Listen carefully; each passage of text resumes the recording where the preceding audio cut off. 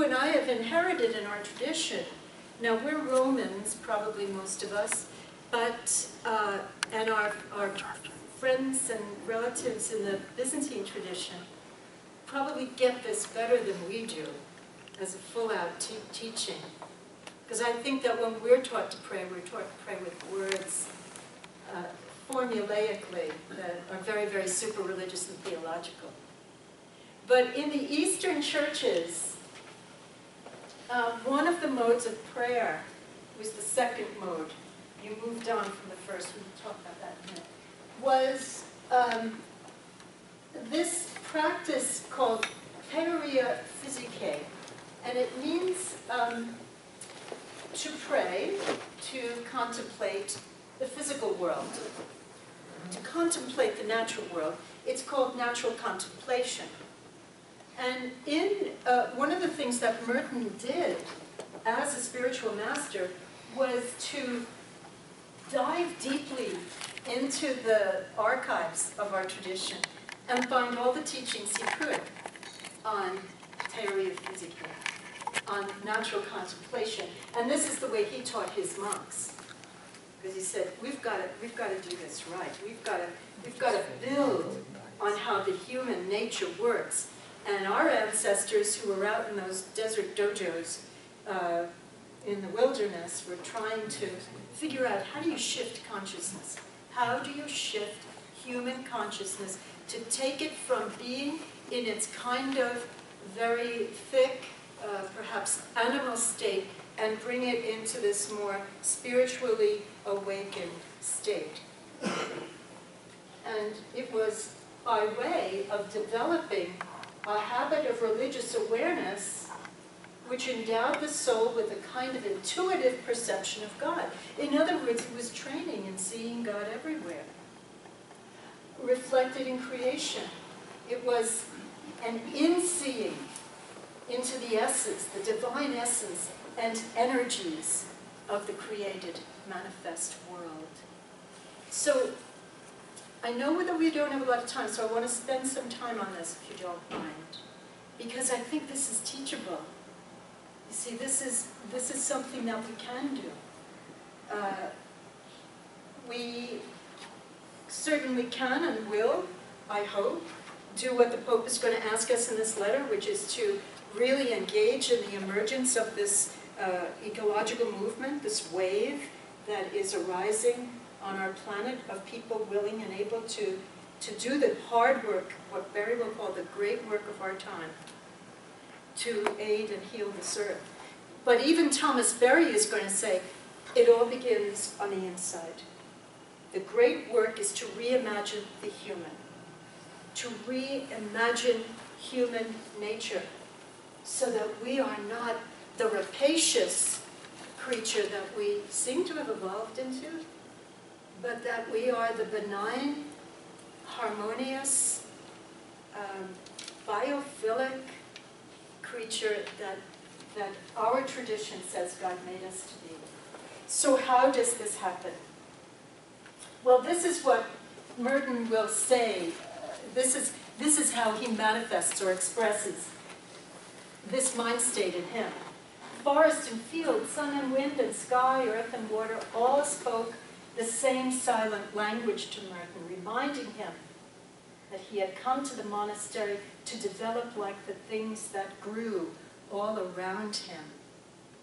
It's an amazing thing. I don't know if any of you have a non-human spiritual director. I do. Yeah. It's quite an interesting provocation to think about that. I had a friend who had an ask for a spiritual director who lived across the street from him. No, it's not a joke. It really was. It was a donkey. It lived across the road from him, and it was his spiritual director. Why could that be? Because there is some sort of radical simplicity and egolessness in our relations that has gotten very, very overlaid in us. My brother and sister, the light, the water, the stump, the stone, the tables of rock, the blue naked sky, tractor tracks, a little waterfall, solitude. So this is something, even with the saying of those words, can you feel the interiority? So one of the things that Merton's going to be most concerned about is the technologization of the human psyche, the captivity of the human by the machine, the cyborgization of people, that is to say, us becoming part machine, you know. And as I've said to you before in the other sessions, I see this and it scares me. There's no question for me that, for Merton, that his job as a monk was to live a hermit life in simple and direct contact with nature. Now, I do not have a monastic vocation, although I think there is a real inner monk, nun, hermit type in there. I know that, and I've got to give her what she needs, or she acts out, you know. I don't know about you. What do we do in this overly urbanized, technologized, noisy, wild world of ours? Does something call to you? Does your inner monk call to you? We go to Lake Tahoe. Oh, see? Oh, that's lovely. I actually just have to step out on my porch. I got a porch that's about that size in my little apartment, and I look up and I actually see stars. Don't know why, because we've got light pollution. You know, as you talk about this, I get a feeling of, you know, astrology, you know, how you're born in a sign, and I mean, and we're told not to delve into astrology or to be that, but, you know, it touches on that. You know, are you a water sign, an air sign, a fire sign, you know, all of those things, and you know, how that's supposed to be, you know, that inner thing you're talking about that speaks to us. You know, do you really come alive when you're in the mountains? Or is it when you're out on the water? Exactly. You know, and I've always believed that astrology is fascinating in that, and not to use it to predict things or to have power, but to see that God could have done it that way. He could have done it all under the stars and with all the numbers and all the things, that's how He created it all.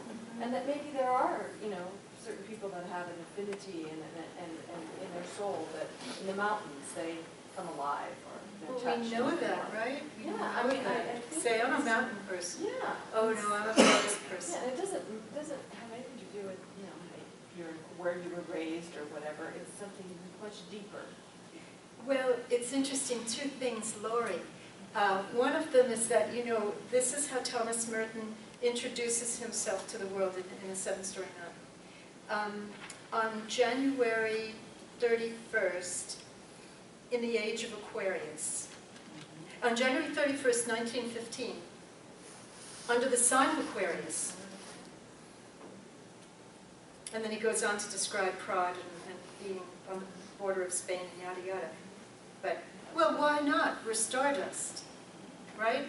Isn't that a cosmological fact that we accept now? That we are this glorious, creative, recombined, recumbent debris of stars, as is every single other thing? Why wouldn't we have infinity? Or why wouldn't something of our reality and identity be in alignment with the stars? He wants to say that, for him anyway, he's got to live in some sort of direct contact with nature, primitively, quietly, doing some writing, maintaining such contacts. Doesn't this sound like heaven? I mean, do you have to go to Gethsemane to do this? See, I think that one of the challenges of this time is that we've all got to find our little hermitages. Not to separate us out from each other, but to give us the capacity to go inside. And the one thing that we need more than anything, as Merton will say, is to recover our interiority. Because if we don't, we will not become like creation around us, but we will become like our creation around us, which are the machines, which do not have an interiority yet. Although, I don't know what Hal would say about that. So this is what Thomas is trying to say. How are we doing on time? Our real journey in life is interior. It may sound like a peculiar place to arrive at in trying to put Merton in conversation with the most environmentally activist Pope we've ever had. But this is what Francis is saying. We have to reimagine the human person. We have to become a new species for this new age. This is an evolutionary mandate, and it is a spiritual evolutionary mandate. Only thing is that I've got to be gestating myself also. Nobody's going to do the work of midwifery for me. In a sense, that's the work of contemplation.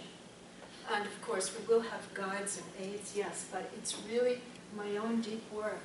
It's a matter of growth, of deepening, of an ever greater surrender to the creative action of love and grace in our hearts. Never was it more necessary to respond to that action. And that is our situation.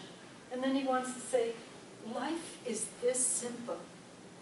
We're living in a transparent world, and God shines through in every moment. This is not just a nice fable or a nice story. It's the living truth. If we remember God, abandon ourselves to God, forget ourselves, as he likes to say, on purpose, we may see this truth, that God is manifesting everywhere, in everything. We cannot be without God. It is impossible. It is simply impossible. I think that that's powerfully good news. It leaves us in a place of being able to do something we can do, which is to somehow add to the evolutionary potential and energy of our species. I do believe that we do this for one another. In the cloud of unknowing, the anonymous master of the cloud will say to the young apprentice of the work, the inner work of presencing oneself to the presence. Don't think you're just doing this for yourself. Every living being on this earth will benefit from what you're doing. So take it up with that generosity of heart. And so I think in the deepest sense, the place where Francis and Thomas are doing a kind of duet in a lovely harmony is that they're both calling us to become mystics. They're both calling us to become the new human person for this new age of the Anthropocene. It could be a most glorious age yet, and it depends on the way we can make our way deep into this birth process. So I thank you very much for your patience. We should probably sing just one little antiphon. Yes, alive and with joy. Yes, alive and with joy. We praise you, our Creator. We praise you, our Creator. Do we have a moment or two to talk? Or are we supposed to be out of here by 4? We're supposed to be out by 4. I see. Does anyone want to just say what is kind of springing up as good news for them, as a grace that you're taking away from Merton or Francis? Question. Yeah, you started the conversation with, about how the dinosaurs were, heating up, and then this planet was just era was destroyed, and then human beings came. And so if you think about it, it's sort of confusing to me, because if we think that that was naturally supposed to happen, nobody did anything wrong, the dinosaurs didn't do anything wrong, it was how it was supposed to happen because, you know, their remains made oil or whatever for us, and then we use that, and so, but then God made humans, and we're special, we're different from all animals and creatures. He gave us the intellect, made us in His image, made us different from all these other creatures. And then He said, populate and subdue the earth. One of the things that Francis is going to say here, he spends an awful lot of time. Remember we talked about development of doctrine? It's got a big piece on rectification of doctrine. He wants to say, formerly we taught that we were supposed to subdue the earth. But you know, subdue the earth. He wants to say correct. But to subdue the earth, I think that is a very subjective term, because it doesn't mean abuse the earth. It may mean that it's okay for us to eat animals or to eat plants. I mean, if we didn't drink the water or eat the plants, we wouldn't survive. Oh, sure. Okay, so subduing it doesn't necessarily mean abusing it and making it filthy and being greedy with everything. It just means that it's okay for us as humans to eat the plants, to use them, to feed us, okay? And then we're supposed to do something better, because He gave us the intellect with the earth. And that's maybe where we've gone awry. The teaching now, as it always has been, is that we separated ourselves out from the commune of creation. Right. And actually, we are not the only creatures made in the image of God. All beings bear the image of God. That's what makes them. That is what a creature is. It is a being that bears the impress of the creativity of divinity. Does it have a soul? Yeah. Yes. Animals have souls? Everything has soul. So, I don't claim to understand everything that you said. So, but let me just, I'm sorry if I could go back to that, because that's an important question, I think. See, we think that, what do you think a soul is, by the way? I always thought a soul was exclusive to humans, because a soul implies made in the image and likeness of God. So our teaching really, see, part of the dilemma is that we haven't been taught our teaching. You know? But animals don't have free will. No, they Okay, don't. so that makes us Yes. different, that makes Oh, our we're soul different. different. That makes our soul different. Well, perhaps it depends on, that's a metaphysical term, soul, so it depends on how you're using it. But soul is essentially anima, it's the animation. It's the principle of animation. It It's the sounds life very force. Native American. It's But very it's what connects Roman us to Catholic. God. Yeah, but it, Yeah, I mean, that's just what I think of when I talk Native Americans. Right. That's what I right. think of more. The animals have spirits and They have subjectivity, they have interiority, they have vitality, they have anima, which is the life force. You put all that together and that comes out to be whatever we meant by a medieval metaphysical term like soul, although in the Middle Ages we didn't think that.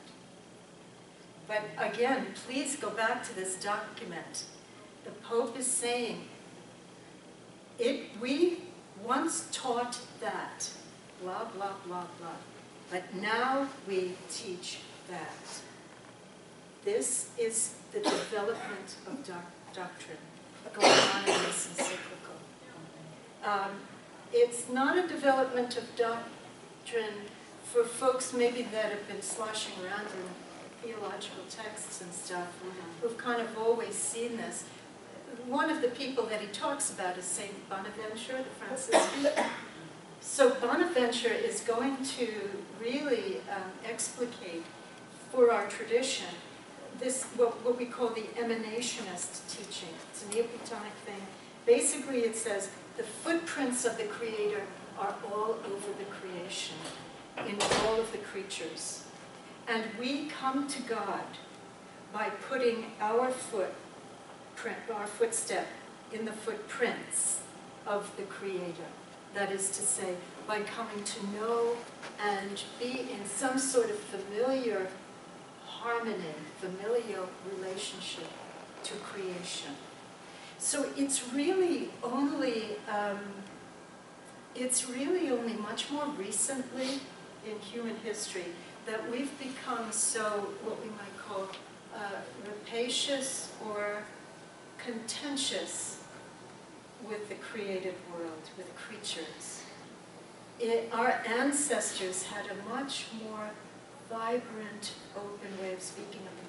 I do a course in this is what I teach. So I do a course on all of the voices of our creation masters, from actually starting with the Jewish tradition and moving all the way up to the present to Francis. So what you would find in the early teaching of what we would call the fathers, patristic teachers, the fathers of the church, is all of this extraordinary reflection on the brutality of the Roman Empire and their way of violating animals, of course, violating humans, and talking about how this is not a Christian perception. Do not these creatures have within them the same breath of life that we have? So however we go on to nuance that term soul, in later medieval documents or writings, where I think we get a lot more speculative and we start separating things out. The earliest tradition found in all living creatures the image, if not the likeness, the image of God. Had to be. That's what God is doing. Speaking out God's intention and creativity in the universe. That's what everything is. So it's interesting, I don't know if you read that a while ago, a little boy wrote to the Pope and his dog had died. Right. And he says, do dogs have souls? So I suppose the Pope didn't want to open a can of worms. He should have just said yes. But he kind of works his way around it, and you know, he speaks about the continuity of all life, of all creation. And so it would probably be good to really play with more experimentally what we think soul is. Is it some entity inside of us that somehow has a life of its own? Or is it the very way, is it the very point, that profound point of convergence of all the causes and conditions of our existence that allows us to live? I think of a soul as eternal, and I think of when a dog dies, it will go into matter and replenish the earth. My body will do that, but that's what I think of myself being different from a dog, and the fact that my soul will be eternal. Will a dog's soul be eternal? I mean, the life that it gives will be. That. Yeah, okay. And the other thing is that, what do we mean by eternal? All of these things open another question, right? A deeper question. But in our Catholic faith, I mean, that's one of the promises that were made, and one of the things Absolutely. we One of the hold on things to is that Right. this is not all for nothing. We're going to go on to something bigger and better. I hope so. That's the promise that's made, and I happen to really think that's important in my life. Yeah. So, Well, you there's know, no question that the Catholic tradition has as part of its vision futurity and the eternal, and the human being engaged in that orientation. But, you know, it's really important, I think, not to commodify this stuff too much. right, and it As doesn't mean that ideas if that get you really think that, solid. then that you don't care what goes on here. Yeah. That the two don't have to be at war with each other. In fact, they very much are married to each other because, you know, if I believe in that, then what I've left behind for others to come along and go with me, you know, on the journey, I would want to have it good for my children, my grandchildren, their children, and their children, and so on. So it doesn't, they're not mutually exclusive, but I don't think, you know, we're taught that, you know, that's where we're taught to develop our moral character, our morals, the way we treat the planet, the way we treat each other, you know, is why we're separate from, I think what we're trying to do now is shift from thinking, from putting the stress on being separate to putting the stress on being in community. Yes, yes, Do you know what I mean? Yes, I totally do. And I think because that we've overemphasized Yeah. how different we are, how special, and how much how we can exceptional. dominate Yeah. yes, we need to. It's a stress. It needs, the balance is way off. The balance is really off. Clearly off. Yeah. And that's what Pope Francis is calling us to do. And he's saying that, this isn't really what God's intention was. We've gotten way off track. But if you think of the story of creation, what did God create, on the sixth day? Man, right? Right. I mean, he did it last, and if you listen to the story of creation, that puts us in a higher We are, position. oh, absolutely, there's So no I- question. Which means we have There's more no question about responsibility. that. Right. We have more responsibility. Yeah, oh yes, and whether or not the human is a manifestation of a greater image and likeness of divinity, absolutely.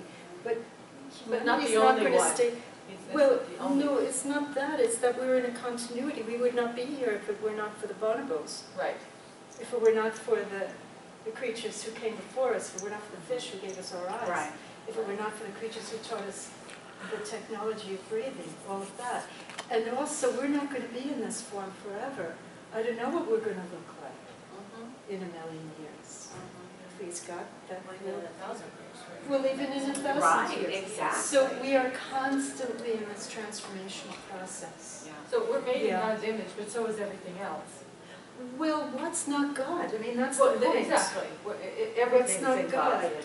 It's Yeah. just the degree to which there's intelligibility, whether or not the being itself knows and has that capacity to be in relationship to that which it is mirroring and reflecting. These are things, this is why I've always found theology a dangerous business. Not as dangerous as philosophy, because then you could really spin out. But that's why practice and contemplative reflection and contemplative discourse is where I think we need to keep we need to invest our energies. Because in the end, we're really invited, if we were to go into Merton more deeply, we're really invited to forget all about these concepts. The spiritual masters of our tradition, forget concepts. They're going to keep getting in the way of your direct encounter with the divine presence, which you can't put language on. It's ineffable. And to put language on it is still the activity of the ego. It's still the activity of me needing to know because I feel secure, insecure rather, instead of saying, I'm just going to risk not knowing. Anyway, you got me just in the middle of doing this work on the cloud of unknowing, so I'm big into unknowing, Well, undoing. thank you. You've left us with A lot to a think about. wonderful nothingness. Yes. That's great. That's great. Yes, it is. It's trying to get us to non-dualism. Go get a seat. Excuse me, but thank you for your question because I found it very.